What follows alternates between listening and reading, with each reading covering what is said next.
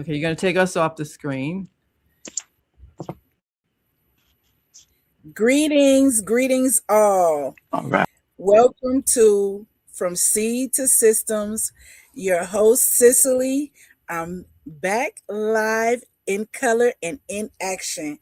And today, I hope you guys are excited to see me, as excited as I am to be here with my guest, Baba Ayaroko. And we're going to be talking about my favorite subject, food. So let's open up and let's get it cracking this morning.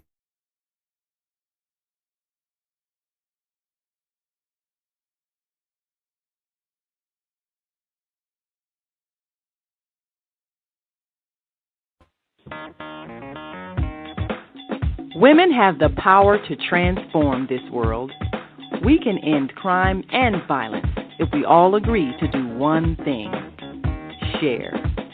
Let's share our wisdom, share our time, share our talents, share our finances, but most of all, let's share our love.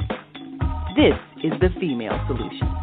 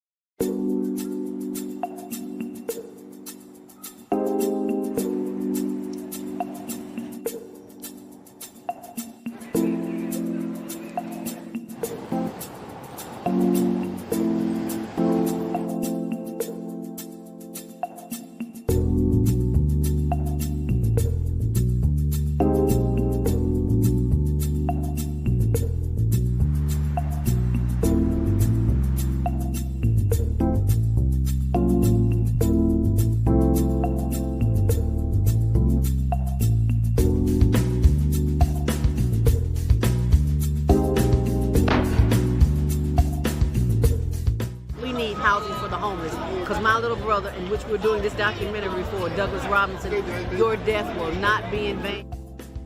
He was a heck of a great dude. And I love Doug.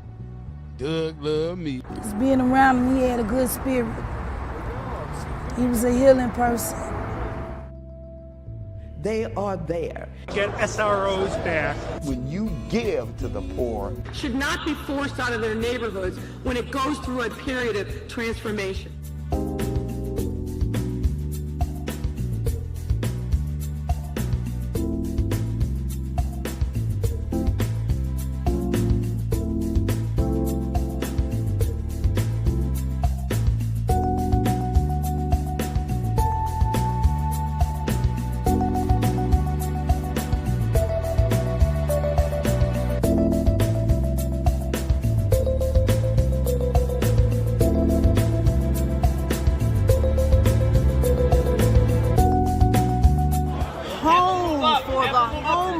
Because there are too many people who are losing their homes to taxes because they can't pay a $1,000 tax bill.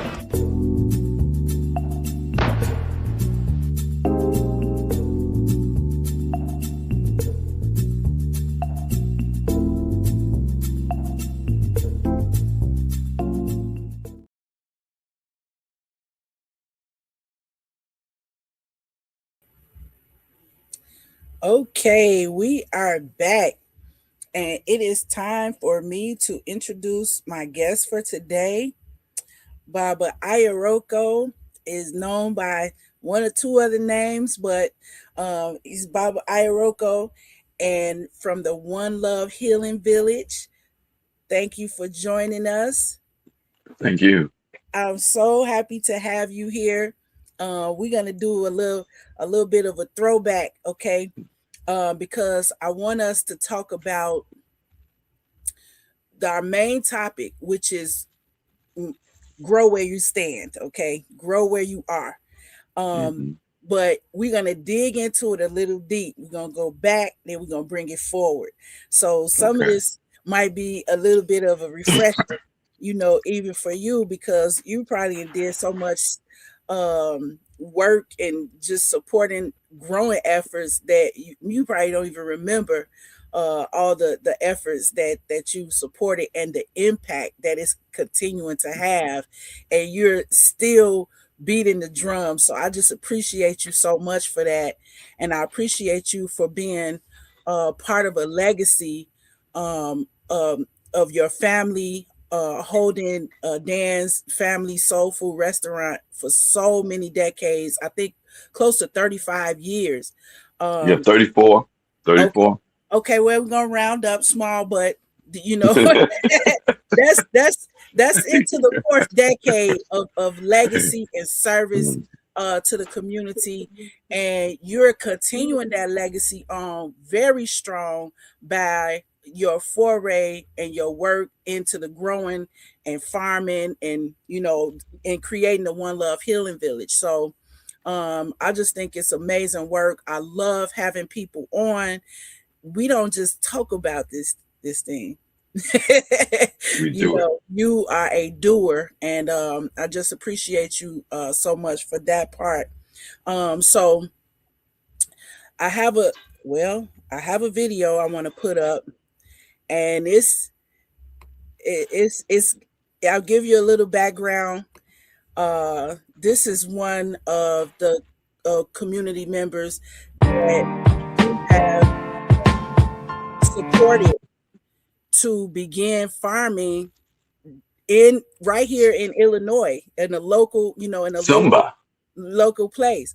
So this is a little video. I'm gonna play it, and then we're gonna get into talking about it.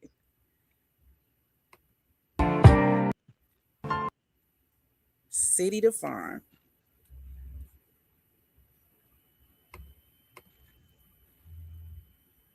Come on, video, play for us.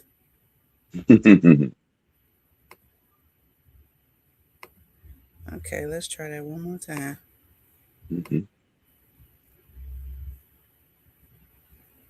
Okay, why is this video not playing? Back out and come back in. Okay. Let's see if it does it now. This is we've never shared this before, by the way. So this is the international unveiling of a project that Baba Ayaroko has been heavily involved in, and then me and some of my friends got together to add some support to what is going on with the. You know what? I'm gonna take the whole video out. You put it back in. Yeah, I'm gonna put it back in. So yeah, this is one of the sisters. There we go.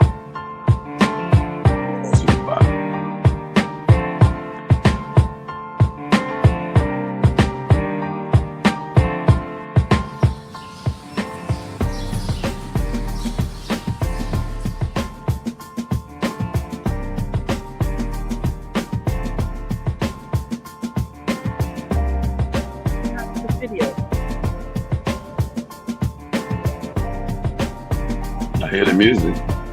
Oh wow! Why is this video giving me this hard time?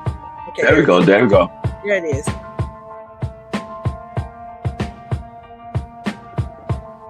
So you can see the title. Yes. Yeah. So we're not going far now. This is very close to the city, but this is the land that Baba Ayaroko helped secure for. The Solomon Estate, of which she's creating a healthy retreat.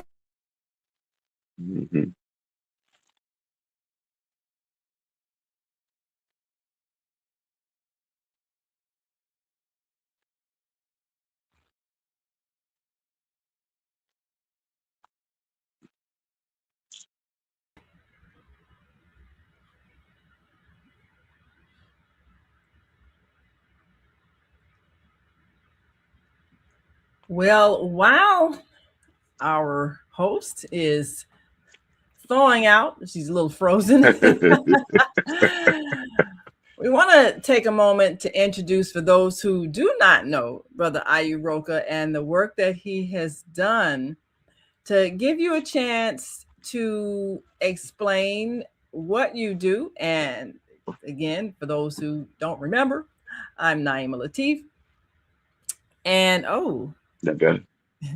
got the wrong name up here. So yes, but we're gonna give us an opportunity to tell us about the work that you're doing. One of the reasons why we're talking about the farming situation is because we need to have a plan to grow our own food. And that's what this brother is doing. So let's take a quick break and we'll come back and we'll hear more about his illustrious work in the urban farming area, as well as working out with the Pembroke farms in the southern part of, south of the city of Chicago.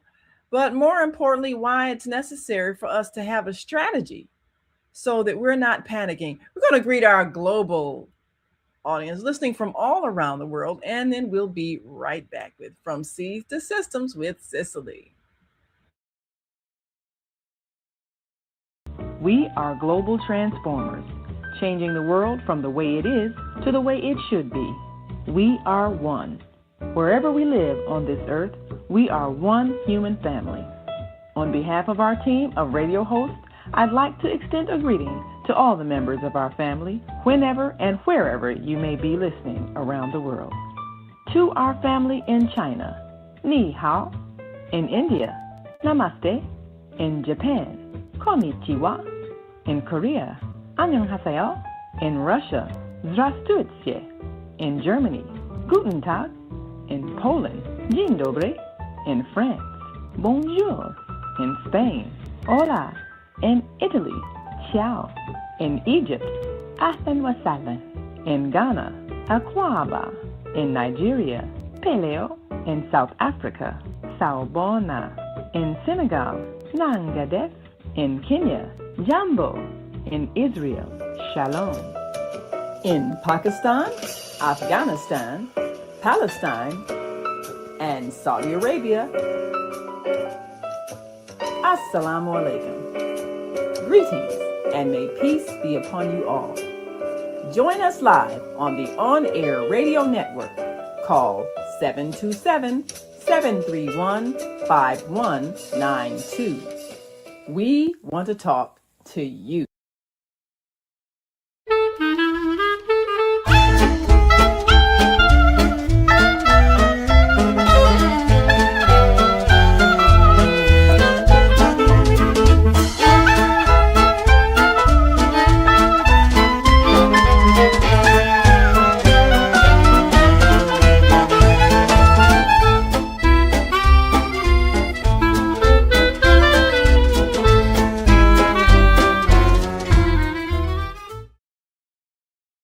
Peace and love.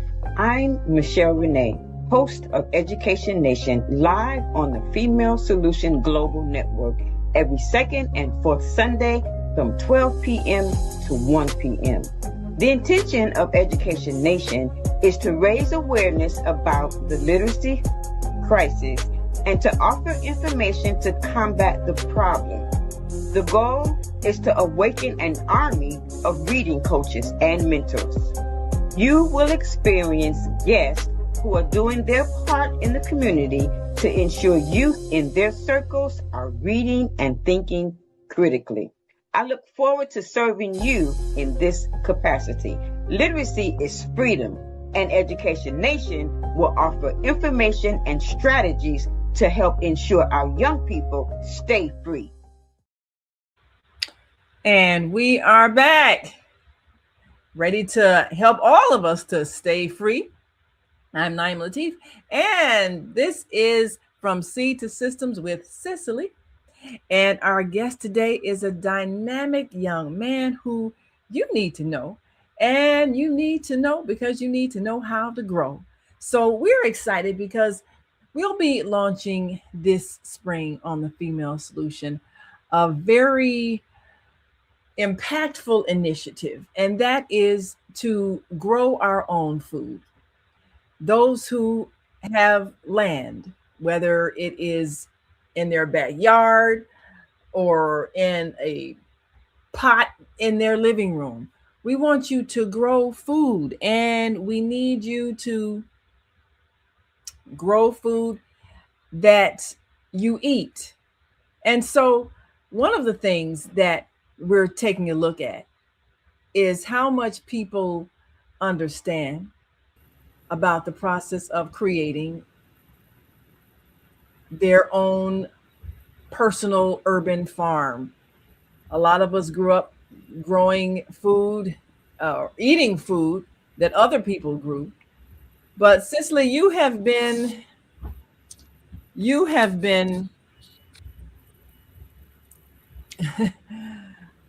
literally all over the world, and Ghana and so forth. And one of the things that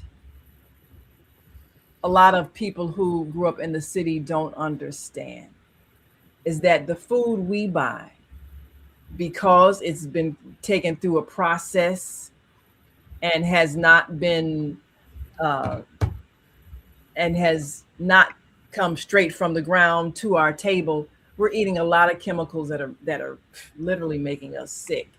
But what was your experience like as we get ready to bring our brother back? What was your experience like in Ghana, in seeing the power of just being able to grow your own food?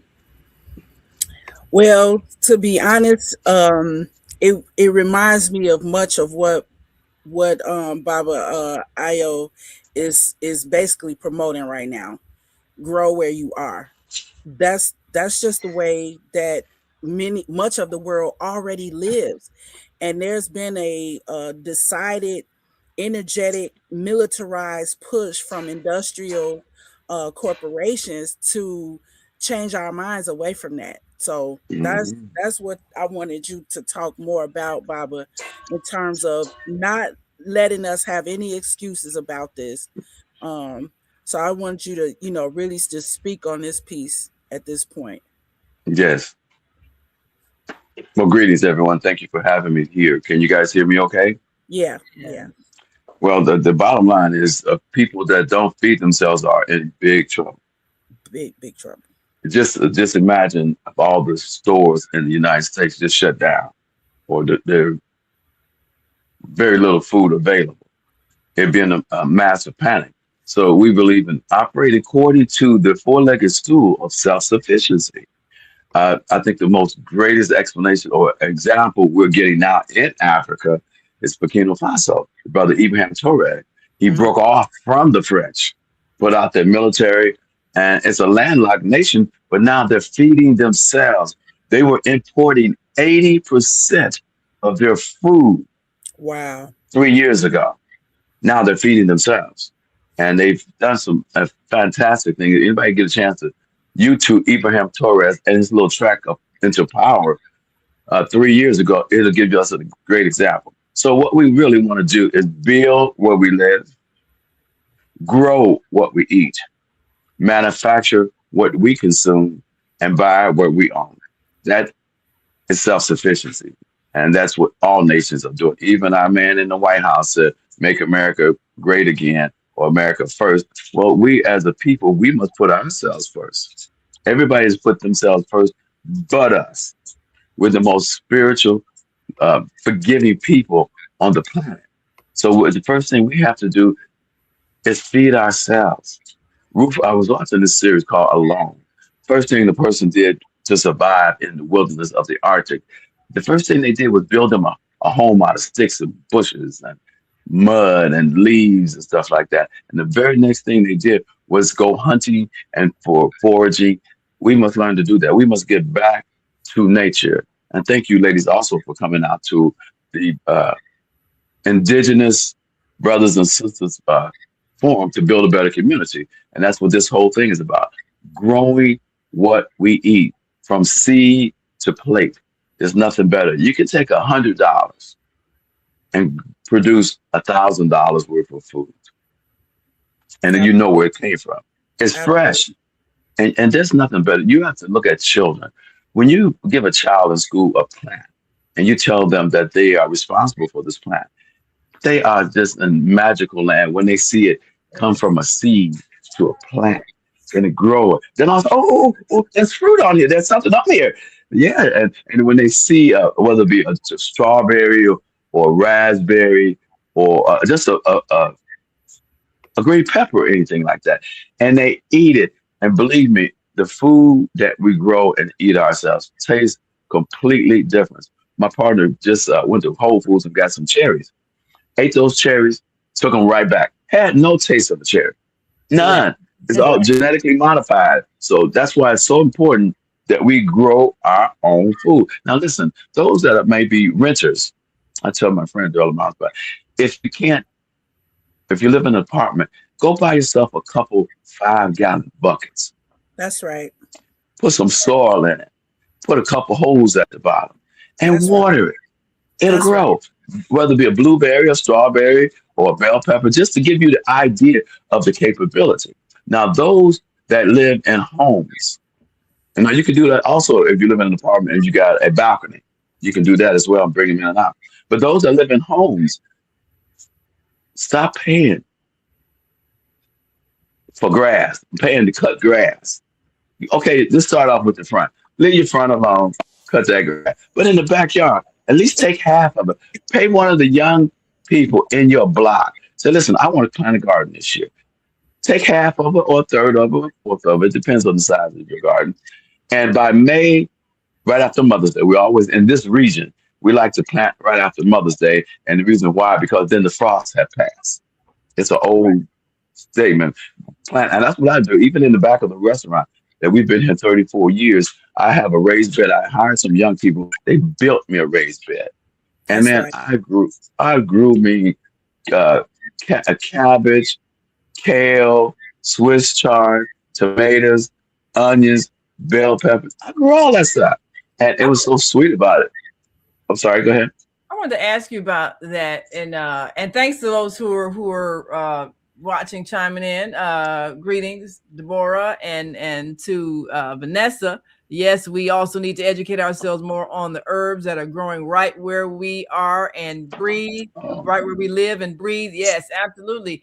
And I wanted to ask about that because growing food is so political, and we don't realize the process when they stopped giving us food in our neighborhood that had seeds. Because if you don't have the seeds, you can't grow it. So when you buy an apple that's seedless or a watermelon that's seedless, you can't grow anything that doesn't have seeds. So we're eating genetically modified foods because we think, it's such a hassle spitting out seeds. Well, the seeds represent live food. So where are places that people can go to get seeds where they can grow? And also, what do you recommend that people do to be more knowledgeable about some of the herbs and medicinal plants that are growing right in their yard that they've been throwing pesticides on because they don't have the knowledge of what they are, and so they're calling them seeds? Let's start with one.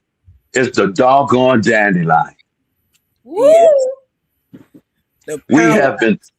We have been trained and conditioned to kill that which nourishes us. For instance, a dandelion. Put a pin in that statement. Put a pin in that statement. Yes, ma'am. Trained and conditioned to kill that which nourishes us. Absolutely. The dandelion, for instance, the dandelion is a tonic and a detox. What does that mean by that? A tonic means it gives you strength. A detox means it removes waste out of your body. And we're paying people to kill it. You cannot make this up. You cannot make this up. You can go up on the north side, guys, up on like Niles and different places like that, and you'll go into the store. They sell dandelion leaves and dandelion roots. Yes, well, yeah, they do. But in our neighborhood, they tried, and of course we've been conditioned and wired not to eat no weed, so they stopped selling them because nobody was buying them. And we then didn't I know see people spraying Roundup on them, and I'm like, definitely. So I think that's a good point to make with this whole thing. Grow where you stand, But within Build where you live. Roundup. Build where you live. Build where you live first. Build where you live, and then grow what you eat. Grow what you eat. And and stop spraying Roundup around your house. Period. My gardener, that's right. He thinks I'm crazy because I told him, do not kill the dandelions. That is food. And so he's like, oh, I forgot you eat weeds. I'm like, yeah. Right. That's right. They're only weeds when you don't know their medicinal purpose.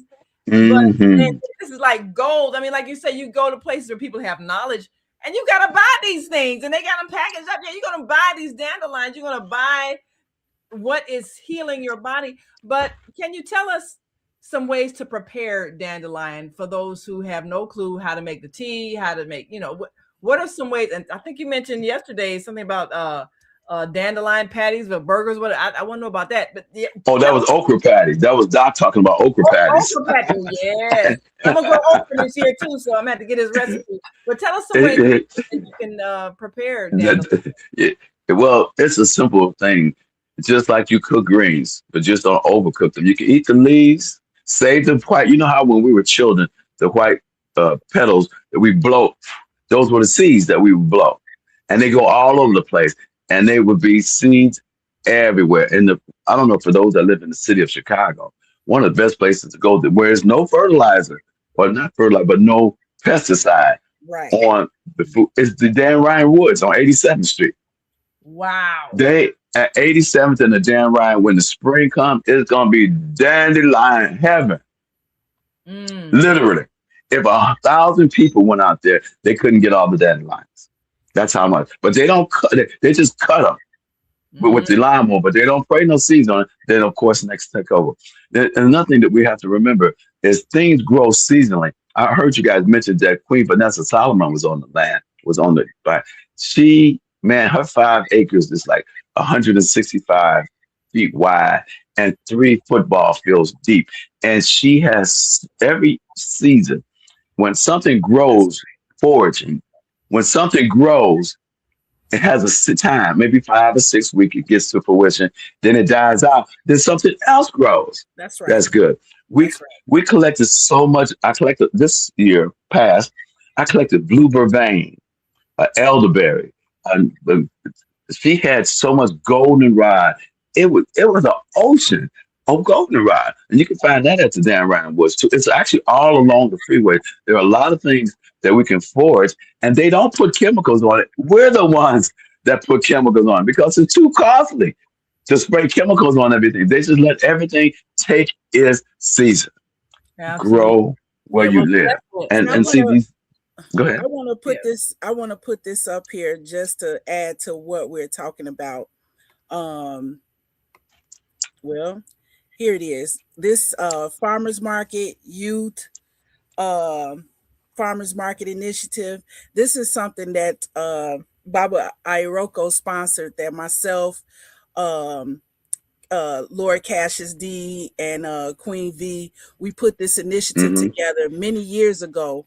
Okay, the fruit of this is so amazing because what we were able to do is take youth from the area, which was in, between Inglewood and all the way down to Woodline. We went down to Basu Naturals Farms a few times a week, and we worked on the farm, whatever they told us to do. We learned how to can. We picked vegetables. We just got in the soil. The young people loved it, and then we would bring back some produce. And because of your support, we were able to set up this small farmers market right on 69th and Emerald. Now, this was before Whole Foods came to. I remember. I remember. So, and in fact, when we saw Whole Foods was coming, we thought, we don't need this initiative anymore because now we're getting, good supermarkets around. But, time brings about, wisdom if you got enough sense to grab a hold to it. And we see that the farmers markets are now more necessary than ever. But there was another component to this market. What we focused on was added value. so that, you know, a lot of people say, well, you can't make any money from growing collard greens and tomatoes. Yes, you can. Stop right there, because That's one of the things that, well, a couple of things that grew out of that initiative, and I wasn't sure if you even knew that, but we started making wine. And this is some of the wine. This is some of the wine right here that was made from that particular initiative. There's Did Vanessa have her hand in that? Yes. Yes. That looks like her hands. Yeah, well, I wanted to acknowledge what she said. Also, she said training ourselves to keep our environment clean, because we are all silently being destroyed by the builders who build just to build and not to build better, healthy options for us. You know, Absolutely. There's a lot of vacant land where they haven't decided what to do, and we can be growing food on that land rather than just throwing up buildings everywhere. You know, some place we already got a lot of buildings. Some places we need to keep as land bases so that we can grow the food that we're eating. And I think that a lot of, you mentioned, somebody said you can't make money growing collard greens. Well, we eat collard greens all the time. The year I grew collard greens, I actually sold them to a local restaurant. And right. That's right. When we make that connection where we're growing the food and then we're selling them to the local restaurant, it was Majani's that bought them. Mm-hmm. That's how the economy circulates. So mm-hmm. Yes, that's right. And I think the other important thing about this is that the manufacturing piece. So that was the other part of the youth initiative. We didn't stop there. We didn't stop at the farmers market. We went into product creation, added value. That's what we call that, where a farmer, a grower, or a small producer can upgrade, upsell, or refine what they're growing and then bring that to the market. So the students were focused on working with herbs, as well as the fruits and things that we could produce from there. One of the students happens to be my daughter, star pupil. Okay. So she formulated a hair cream that's made from natural botanical oils. But all of this training came from it and was encouraged and pushed by this initiative. I'm always focusing on that. We don't just talk. We do. And that work that she's doing is taking her, around the world. And that's only one example. The wine, myself, Queen V, Lord Cassius D, we all, may she rest, in peace. Maya, Sister Maya, we all started making wine just from being in contact with the abundance of the earth and the land. So that's right. When we brought you on, we definitely want to take time to highlight and thank you, for continuing to stand in the words that you're saying, and moving things forward and making those opportunities available for more people. To me, that's a highlight. So I just want to make sure we say that and recognize you for that and encourage you to continue this work. It's not falling on deaf ears, and we're moving forward. So that's an important piece right there. Yeah, it's important to teach the youth. We talked about it in our meeting yesterday. One of the things about education don't mean just go get a college degree. It means acquiring applicable knowledge. That's right. Skills and value. Once someone that can feed themselves and know about plants, know about food, that's an acquired knowledge that develops a skill and definitely bring a great deal of value. I want to go back to the Vanessa Solomon estate because it's like 165 wide and 3 football fields deep. Ideally, Queen V and I, we talked about it, and Dr. Wahphopa, we all talked about it, is being able to put 20 to 30 commercial greenhouses on that land from the front to the back with living quarters in front and the back that we can grow herbs. As she said, we got to have a house that grows nothing but different herbs across the world. We can bring that back and create those environment. Same environment. We can do avocado trees. We can do so much indoors year round. And let me get you hip to something. When we started those initiatives 5, 10 years ago, McCormick Place took the simple idea from us. They went to the restaurants downtown and got a list of all the different products that they use. Wow. You know, cilantro and whatever, or oregano and all the stuff that they use. Do you know they grow all that stuff now on top of the roof of McCormick Place?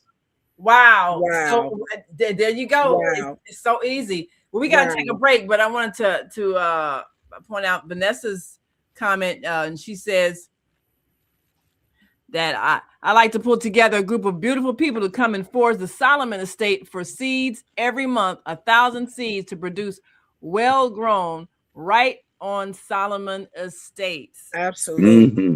Absolutely. Definitely. So we got to take a break, but when we come back, I'd like to take a look at doing that kind of thing, going to the neighborhood restaurants that we patronize and we own and finding out what they use that we can grow, and we can have a collective of urban food growers. Absolutely. See how we can strategize. That'll be right back after this quick break. We want you all to stick and stay. Don't stray away. You're watching From Seed to Systems with Cicely, and our guest today, Brother Ayaroko Turu, of course, is giving us some life-giving information about how we can transform our communities and make them urban farms. We'll be right back. Mm-hmm.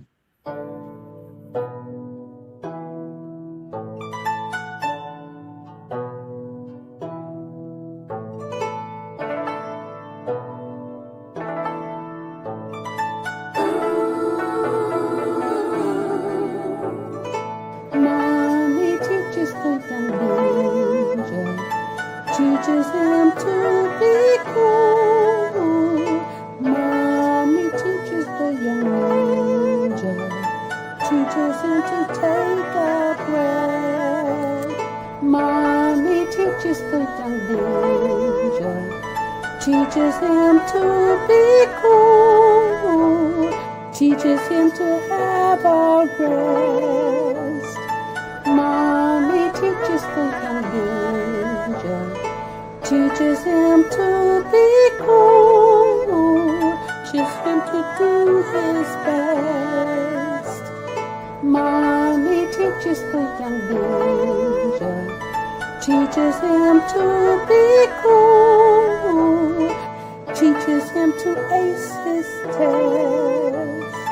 Mommy teaches the young ninja, teaches him to be cool, teaches him to trust himself. Mommy teaches the young ninja, teaches him to be cool, teaches him to choose good food. Mommy teaches the young ninja, teaches him to be cool, teaches him to see his best. Mommy teaches the young ninja, teaches him to be cool. Mommy teaches the young ninja. I was getting into that music. Okay, we are back. Thank you guys for joining us. Before we get into our this segment, I want to take some time because I see like Queen V is doing a master session in these comments, and I want to make sure we definitely give some attention to what she's bringing up here. So we talked about educating ourselves about the herbs and the herbs that are growing right around us. And we talked about, not using the sprays and all of that stuff on our lawns, as well as foraging, which is an option. We talked about being mindful about how we build. So we want to build, we want to manufacture, and we have to be mindful about it. We're not the same as, these, huge corporations. We have to be mindful about how we're doing it. So Queen V has a plan Oh, one thing she brought up, we were taught that you can wherever dandelions grow, that's a safe place to grow food. That's interesting. Because I think someone mentioned that dandelions, I don't know if it's purify the soil or take the toxins out of the soil. Is that what? They definitely do pull pull some toxins out. They do pull some out. Yeah. So sunflowers, dandelions, a lot of plants. I mean, basically, you know, that's what plants do. They take what's in the soil and they transform it into something that ends up, in most cases, being nutrient dense. Now, there are some industrial areas like the one that I showed that picture where this farm is. Can I get it back up? I don't know. Yeah, this is out in the Pullman area, and their land is so contaminated that the soil had to be remediated, and they still have to put a steel plate under the ground and then create raised beds on top of it to make sure that what they're growing is safe. But you have to know your area and know your soil, and you can always use containers. So at the end of the day, there's no excuses. So Queen V was saying the dew of the day, dandelions wake to greet us all, to provide us with good nutrients for us all to taste. And when the city gets busy, they sleep. Yeah.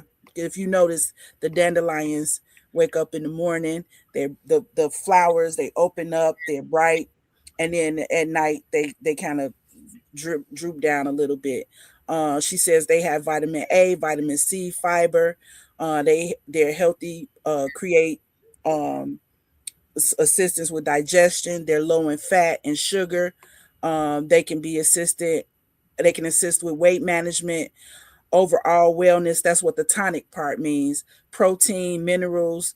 And she says she also wants people to come down and help her create a pumpkin patch for the young children. So that's one of her goals for this year, to install that pumpkin patch. That's powerful. I think that's one thing about having land. It gives you so much power to do things that are educational.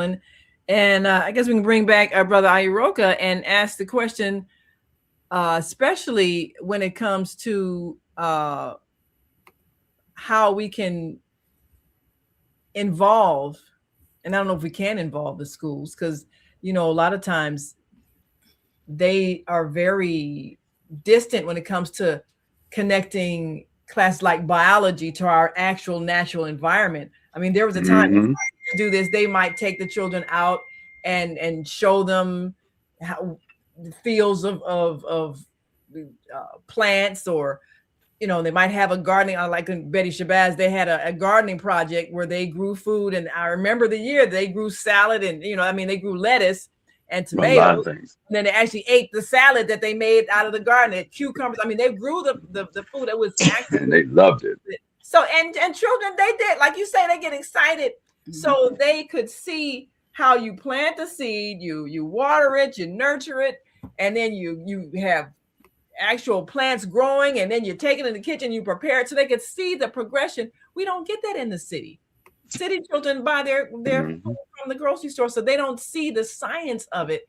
And I'm wondering if there are enough schools that we could work with, partner with, or individual teachers that would be willing to turn this into a science lesson and allow their children to participate in the cultivation of the land, growing the food, harvesting it, and even feeding some people. I mean, we can hook it all in to take some of that and take some of it and sell it to local restaurants, take some of it and be part of our homeless project where we're feeding those who are hungry. I mean, we could really be teaching using this if we can find some educators who are willing to be a part of the process. I don't know, maybe you all have some suggestions of some places and people that we can include in this. I mean, look how good this food looks when it's grown healthy in healthy soil. Oh yeah. So this is about Ayaroko. This is it's just another example of when you say a container. You know, people have things laying around that they can probably use as containers as well. So you see these people use recycled. Looks like a small boat. Yeah, somebody's back pickup truck or something. Mm-hmm. Hey, may I backtrack for a second? Yes, please. Let's go back to sunflower. Yes. Sunflowers farmers have known for decades. Sunflowers, if you grow them giant sunflowers, it decontaminates the soil, literally. And they've known this for decades. They just don't want you to know that. For instance, if you got a place that's got, you're not sure about it, because we had that on 69th, Cecilia, you may remember. We had a section of the urban garden that we had, half of it was contaminated. So we put sunflower seeds in it. The other half we took and put down a layer and then brought in the soil. Well, anyway, the sunflower seeds grew 7, 8 feet tall. And what we found out, the sunflower seeds was good, but all the toxins went into the root of the sunflower, decontaminating the soil. So when the next crop goes down, it's healthy. And that's something how Mother Nature works. Absolutely. Really amazing with sunflower seeds. Absolutely beautiful. Just giving us all the tools that we need. And I think that there's a public school that's focused on agricultural development. A lot of it is they're getting really technical. You know, they have robots and everything working with them. But I think there is a space and a need and a demand from parents and citizens that our children get access to all various types of agricultural training. So hopefully between the One Love Healing Village and Solomon Estates, that's essentially what you guys are doing. Is it not correct? With the pumpkin patch? You know, it's a revenue generating, but it's also an opportunity for people to come and learn. Like the educational piece. Also, Naeem, what you talked about, getting these educators, we've been so hardwired in a condition that it's difficult. So the thing I believe a better approach is you talk about all this vacant land in Chicago. It's all in our community. There's no vacant land on the north side, period. That's the north side is fully developed because of Harold Washington's vision back in the 80s. And they let the population of ours decline from 1.3 million at its peak to less than 700,000 of us now in the city. But it's a lot of vacant land. So the point being, we're still in 30 communities. We need to create community gardens. We can create a number of community gardens. Well, that, for instance, Inglewood, Inglewood got several gardens, but it ain't community. It's the ones that, what is it called? Growing something over west. They're growing it for the restaurants, and they just leave a little scrap for us during the week. But they're growing it for the restaurants downtown and on Hyde Park. But they're not growing for us. You said it, Barbara, not me, and that's the important part. You know they are not growing it for us. They are actually, that's Growing Home. That is one of the largest, I would say, gardens or farm areas in the city of Chicago. Yes. Right in the heart of Inglewood. Yes, it is. And they definitely grow for restaurants. They do provide the community once a week farmers market where you can come and get some of that good produce that they're growing over there. But it's definitely not community focused. And many of the installments that I've seen that are very well funded, unfortunately, they are not. Yeah. Interestingly enough, though, Inglewood is home to some of the most illustrious and beautiful and productive gardens in the city as well. That's right. And they do have they used to do like a garden tour every year where you could get in a shuttle and go around and see some of this. And then there's the Victory Garden people. Bisha used to do that. Yeah. Yeah. Dr. I forget his name, but they're working on the Victory Gardens, and they have, at the last I checked, he said they have about 50 of them around the south side. I think a little bit on the west side too. And in fact, at your meeting yesterday, I met a sister who worked with a garden effort that worked with juvenile young people who've been released from the juvenile detention center, and they have a garden program for them. So it's happening. It's not happening enough. Both, but it is happening. Yeah, it's happening. We can increase it. We can increase it. All of us are calling for that right now, you Yeah. know, because after seeing the success of that initial farmers market, that's been over 10 years. You know, we need to pick up that and continue moving forward, and we need more support for it. We really do. Yeah, if it's okay, Cicely, for those people, a lot of city people don't know, because we're talking about what sunflowers do. I just wanted to bring up on the screen what a sunflower looks like. Because is that kale? Looks like kale. Yeah, that's kale, but she's gonna bring up the sunflower. I'm gonna bring up the sunflower. Oh, wrong one. Bring up sunflower, because you know a lot of times people don't know what things look like, and especially if they've been just blindly you know, pesticides, getting it out of the bag at the store. Right. Yeah, they buy things at the store, they don't know what it is. But if they have plants that are growing in their yard and they're spraying pesticides on it, because if it doesn't look like grass, they need to be able to identify those plants that are helping to nourish the soil and detoxify the soil, such as what you mentioned, sunflowers. So if you have something that looks like this, don't kill it. Don't kill it. Right. It's helping. Don't kill it. Yes, it's helping your soil to be well enough to grow food. And what the sister say, also the dandelions. If you have dandelions growing, then that lets you know that you can grow food there because the soil has been detoxified. So if you kill a dandelion, then you won't know this. So you know, these are things. If we can, and this is one of the things I want to continue, because I did a series a few years ago, and I'm going to continue doing a regular series online for those who don't know and need to know, so that they understand how to identify things that are helpful, that are growing there. So before the spring hits and they start spraying and getting rid of things, they can discover the medicinal plants that Mother Nature is giving us. The earth is giving us medicine to heal us, because Earth is one system, and if we just listen to our Mother Earth, that can help us. That's right. Then we won't kill anything. We'll learn what it actually does for us. That's right. Queen V mentioned this too about it has a lot to do with the goals intended and the spirituality that comes with producing needed products to heal ourselves. So she's just talking about, sometimes you walk outside and you see a field of red clover.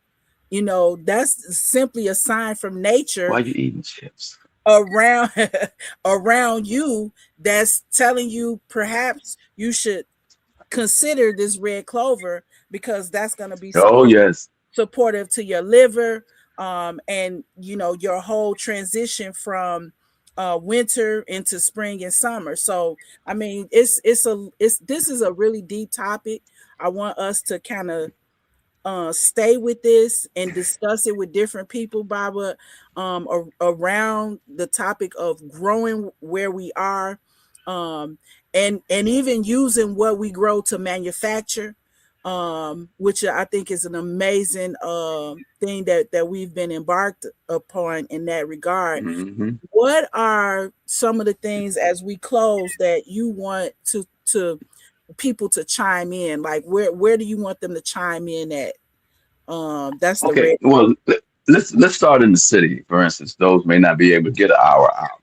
I have 3 lots on 55th Garfield Boulevard. I mean, you could take a baseball and throw it to the red line. That's how close it is. It's right off of Shields. It's 3 vacant lots. It would be an excellent location for people from far on the east side and by the airport. Downtown is a matter of minutes, and out south is a matter of minutes. They can come there and market their products. They can come there, whatever they grow. Oftentimes things go back in the soil because they ain't got nowhere to take it. But if we set up a distribution area, like boom, right on 55th, that's thousands of people are a matter of minutes away from that spot, and they can very over the summer a number of use it to sell their products, whether it be jewelry or food, and I offer that as well. 55th and Garfield Boulevard, right off of Shields. It's 3 lots, and they can market their food there. And if I would people love know to that you're get doing together with you guys and develop that to the next stage. You it, know, as yes, a founding member of the Healthy Food Hub and a couple other markets, I know a little bit about that. And I would love to sit down with you guys and plan it out. I don't even want to see another vacant lot delayed in terms of what it can be, what it in could be terms used of for. supporting the community. So that's number one. What else do you guys have on your agenda? Well, like I said, we want to teach people this season. This is a very important time. Certain things are going to grow during the growing season, but the growing season isn't just like boom, it's here. Things when we learn to forage, that is very important. My dad, he grew up as one of 12 people in Mississippi, and he said it was many days he was hungry. He was literally hungry because there was so many miles to feed. He learned to eat in the woods. Mm, He learned to look at plants and learn what they did, and that's what he ate, and that's why he was so strong over the years. So we need to teach each other. I think Vanessa Solomon would be an excellent point guard for that, to okay. learn what's growing now, and how long it's going to grow, and start identifying what it is all over our place. I That's right. mean, I said it yesterday, and also consider planting fruit trees in your backyard. They grow. Yes. When we Yes. first moved to the south side of Chicago, there were apple trees, pear trees, cherry trees. There were trees all over our community. We Yes. need to consider planting these trees again in our backyard. And if you got a backyard, you don't want to do a lot. Go up against your garage and create a little strip and grow something right there. They run the back of the garage. And we just want to encourage everybody to engage. And I end with this: we must detoxify our bodies. We must get the waste out of our bodies because it affects our thinking. When the cleaner the body is, the greater the cognitive skill. But when you're full of so much toxic poison, you just can't think straight. And that's my 2 cents. So, I haven't been not eating. I'm not advocating everybody eat what they want, but I can just tell you, having not eaten a carcass in over 20 years, it has made a difference in my life compared to those in my age group. I see their sicknesses and their slowness of thought and not being able to squat down. You are what you eat. Literally, it's not nothing new.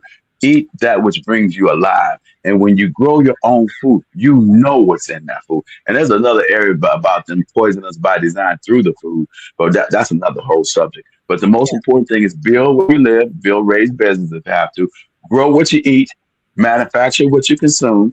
If Dandelion makes a powerful wine, and buy where you own. Absolutely. I thank you so much for joining us today. So I'd love to see, and this is where the community, hey, get with the program. Start asking about, hey, are you guys, I'm gonna send you some vendors, become a part of it. We're doing what we Hmm. can. Baba Ayaroko is doing what he can. Mom Naima is doing what she can. And we need you guys Hmm. involved with this. So let's shoot us some vendors. Let's make a lively conversation around it and see if we can generate some positive vibes and energy right there on 55th Street, a very central point. You can stop and pick up what you like and keep it Yes. moving. The foraging piece is absolutely critical at this time. So I need everybody to chime in. Let's ask some questions. Who is Queen V? Can she teach me Hmm. what's good to eat in my neighborhood? Can she teach That's us how right. to identify things that are safe for us? How can we, get in touch with her or with, come into the farm if you want to go in depth, because that's an amazing opportunity to step away from the hub, the rigmarole of the city, come down to Pembroke, and then you can get immersed and really forage and really uplift your spirit. So, and the next thing, plant some fruit trees, grow something wherever you are. And I thank you guys so much for supporting this broadcast. And Thank you. yeah, thank you so much, Baba. And we look forward to growing and doing even more bigger and better things. Yes. All right. Growing. Remember, we can sell our stuff on the double nickel. Buy where you own. Bring the fruits and products to the double nickel so you can have a place to distribute your goods and services. Yes, and Queen V with that last word. It's March. March has started. It's time to start, boosting up those immune systems and cleaning out all that winter trash. Yes, thank you so much. Thanks. All right. Thank you. Right. Peace and blessings, guys. Peace and blessings. Have a great. We've come to the end of our show today. If you missed any broadcasts, go to our website for the audio and video archives at www.thefemalesolution.com. On behalf of our team of radio hosts, I'd like to thank all of you who participated in today's discussions. And to our global family joining us from all around the world, we say thank you. To our family in China, xie xie. India, Dhanyavad. Japan, arigato. Korea, kamsamnida. Russia, spasiba. Germany, danke. Poland, dziękuję. France, merci. Spain, gracias. Italy, grazie. Egypt, shukran. Ghana, madasi. Nigeria, eshe. South Africa, Ngiyabonga. Senegal, Jaref. Kenya, Asante. Israel, Toda. Pakistan, Shukriya. Afghanistan, Tashakur. Saudi Arabia and Palestine, Shukran. Assalamu alaikum wa rahmatullahi wa barakatuhu. Thank you, and may peace be upon you and the mercy of God and God's blessings.